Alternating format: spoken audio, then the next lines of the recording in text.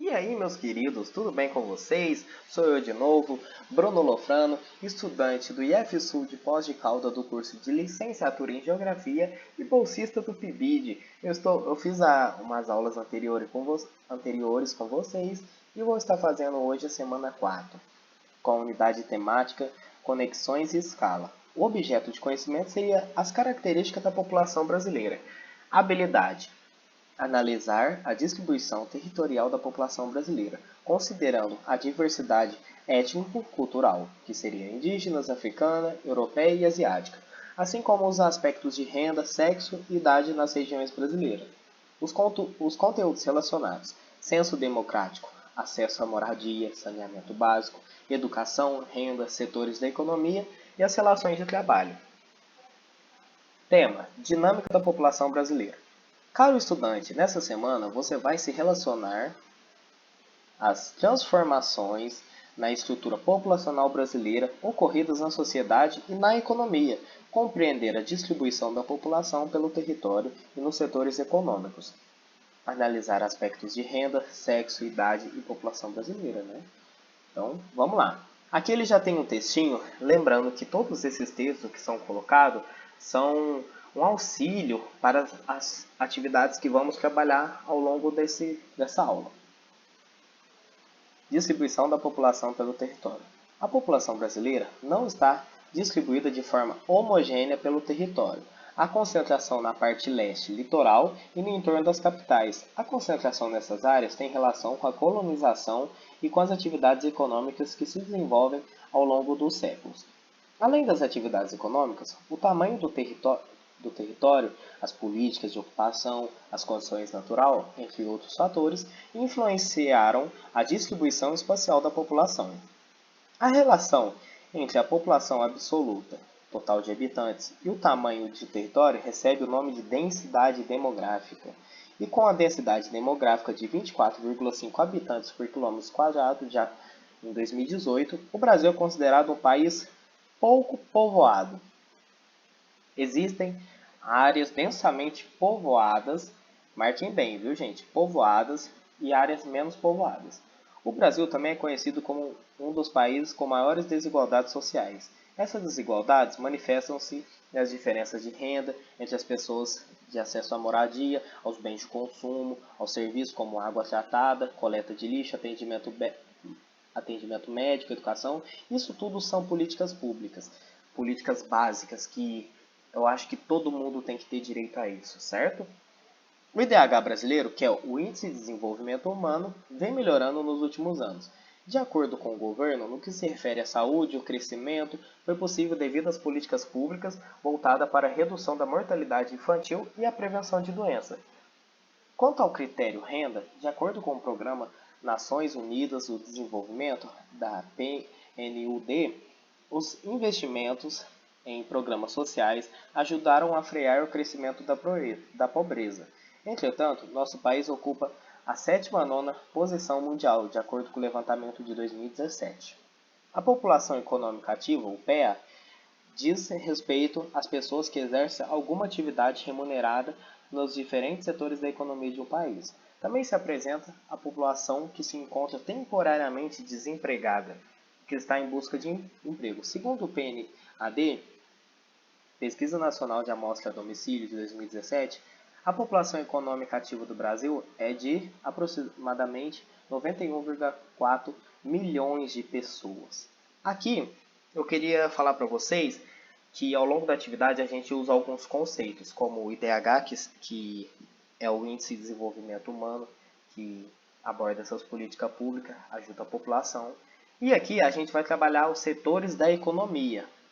Aqui ele fala: o primário, agropecuário e extrativismo. Segundo, atividades ligadas à indústria. O terciário, o comércio e a prestação de serviço. Eu vou dar uma resumida para vocês de forma mais básica. O primeiro, setor primário, seria a extração da matéria-prima. O segundo seria a indústria, como a parte de fabricação, a parte de montagem. E o terceiro é a venda de serviços e bens imateriais. Deu para vocês compreenderem?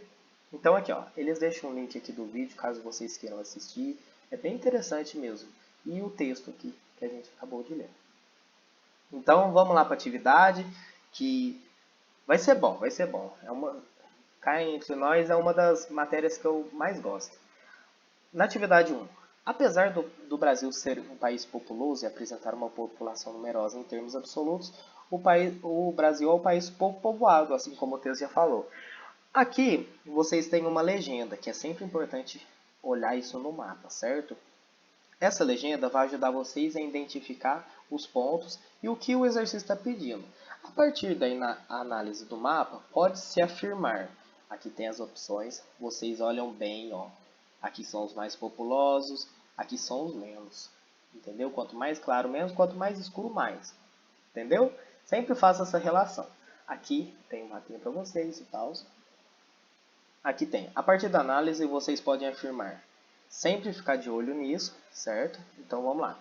A 2. Embora o Brasil esteja colocado entre os países mais populosos do mundo, quando se relaciona sua população total com a área do país, obtém-se um número relativamente baixo. Essa relação da população, essa relação de população e área, a gente dá o nome de... Aí vocês têm que dar uma olhada. A gente trabalha um pouquinho dos termos que é muito interessante, trabalhar a densidade demográfica, que vocês conseguem olhar essa parte do mapa e olhar onde a população está se concentrando. É dica. Na 3. De acordo com o Censo Demográfico de 2010, realizado pelo Instituto Brasileiro de Geografia e Estatística, o IBGE, o Brasil alcançou uma população de 190.755.799 pessoas, totalizando 22,4 habitantes por quilômetro quadrado. Diante desse número, podemos concluir que o país é. Aí vocês voltam no texto, que ele faz uma relação aqui sobre o país povoado, um país que é muito populoso, mas é separado, entendeu? Na 4. O Brasil é um país com maiores desigualdades sociais no mundo. Essas desigualdades manifestam na diferença entre renda de pessoas de acesso a moradia, serviço, água tratada, etc. Vocês vão observar essa charge aqui, ó, que é um pai e um filho. Vocês olham bem as imagens, a casa em volta, e você olha esse novo mundo atrás aqui, entendeu? Que é muito interessante. Que aspectos das desigualdades sociais no Brasil estão sendo representadas na charge? Se vocês derem uma olhada no texto, já tem uma dica para vocês também. Fala sobre essa parte aqui, entendeu? Sobre IDH, entendeu? E no 5, vocês vão ler essa notícia aqui, né? Que o Brasil é o oitavo quarto colocado no ranking de IDH. Quais ações favorecem a melhoria do IDH em nosso país? Aí vocês dão uma olhadinha aqui. Tem umas dicas aqui interessantes, viu, gente? Considere as imagens diferentes das atividades econômicas.